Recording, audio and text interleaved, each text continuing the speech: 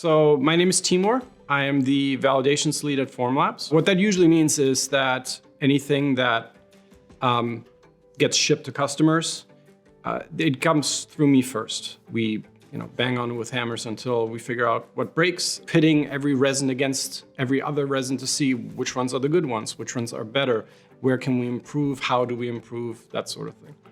I mean, it's definitely not for everyone, but it's definitely for you if you're interested in a lot of different things. Like as a kid, I was always into a new hobby every month. I switched majors twice. I never wanted to just be a super specialist in one field and then just do that for the rest of my life. I've always wanted to grow and change, and Formlabs has definitely helped with that.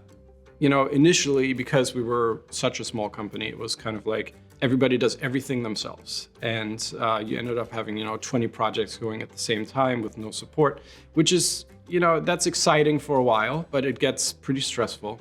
So it's definitely nice that we have a larger team now where I can kind of separate some of these tasks and delegate a little bit. It gives you a little bit more stability for sure. So I think a formling is definitely flexible, autonomous, autodidactic, in the sense that, you may not know anything about something, and then you're dropped into the situation you have to pick up and figure out what you need to do in order to succeed yourself. You also need to be able to collaborate with other people that are similar to that. There's never really been a because I said so thing going on. It was always the scientific engineering sort of approach of I'm trying to convince you with data. I'm trying to convince you with good theory, with good analysis.